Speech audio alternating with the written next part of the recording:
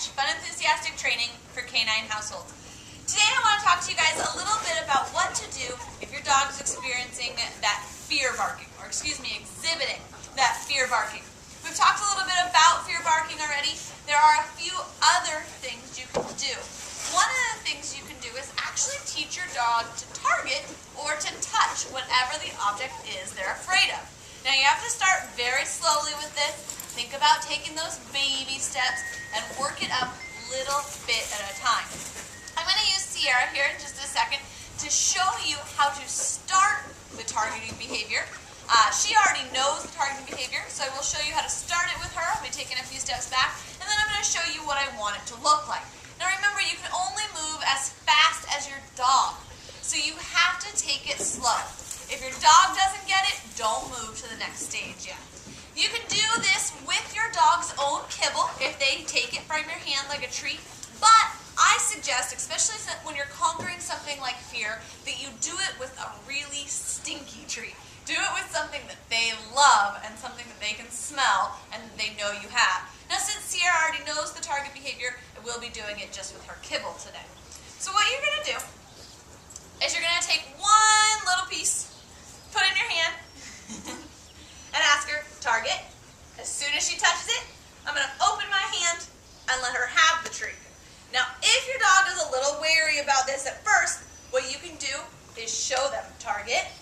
Good. You can show them the treat as it's in your hand. What you're going to do is very, very blatantly in the beginning, Sierra, target. Good. You want to stick your hand in that target, in that kind of fist, target. Good. Right out in front of their face. Be really blatant with it. Be really obvious with it. They shouldn't be guessing yet. As they start to understand that target behavior, or if you'd like to use touch. Sierra, Sierra, target. Good. You can start to be a little trickier with it. When you have a real fast jumping dog like Sierra, it's fun to get her. Sierra, target. Good. This is a great way to get her to jump up and be more active with it too. Target. Good. Good girl. Good girl. That's a good girl. Now, once you have that target behavior pretty well balanced, you feel that you can say, Sierra, target. Good. Kasaya, target. Good girl. Target. Good. You feel you can move it around. You can use either hand. You can go low, high, anything like that. That's when you're going to start switching it up to a target to an object behavior. Alright, well Sierra's done with us, so we're going to go ahead and move on with Kasaya, because she just realized that I have treats she'd like to use them as well. She knows the same thing. Target. Oh, here's a good example of what to do. Good girl all the way from across the yard. A good example of what to do if your dog doesn't get that target to begin with. Stay. Target. If she didn't do it that second time when I asked her, I was just going to open my hand a little bit and give her a little peek inside, let her see that I have something. Then, as she comes closer, I'm going to close the hand back up so she has to actually touch my hand. In the beginning, more often than not, they're actually going to be sniffing your hand, looking for that treat. That's okay. That gets them to touch, and then you get that behavior. Eventually, though, we want just that face first, nose right to your hand. Kasaya, target. Target. Good. So you can see Sierra keeps going off screen. She's distracted by something in the yard, but as soon as I say target and ask her to come back, she actually knows this behavior so well. She's running back, and she knows that she's going to get a treat. 99.999% of the time, I want your dog to be rewarded with an actual food treat for the target. Sierra, good girl. After you get this good, Sierra, target, good. You get that good target behavior in, I want you to start asking her to target to certain things.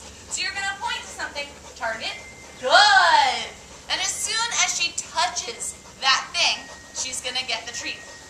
Target. Good.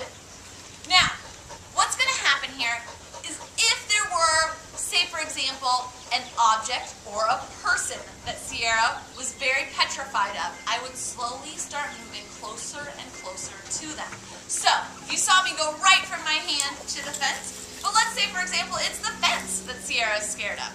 What I'm going to do then is ask her to target on the ground closer, and then target a little bit closer, and then target a little bit closer. Remember what I said at the beginning. It's all about small baby steps. Go as slow as you need to in the beginning with this, okay? You want to get successful things, especially when you're working with a fear-based behavior. There needs to be lots of positive, calm energy surrounding this. So make it small, make it short, make it sweet. Have a lot of fun with it. Now, like I said, if your dog isn't a huge fan of its own kibble as a treat, I want you to use something super stinky. Something like cheese, or hot dog, or warmed up chicken. Now, of course, all of those have a much higher calorie intake. So do be careful. You don't need to over-treat your dog with this. Just do it a handful of times. Maybe do it in the morning before they get their breakfast when they're really food motivated. Or in the evening before they get dinner. Again, very food motivated. Just make sure that you're not giving them a bazillion treats. Take it slow, take it sweet,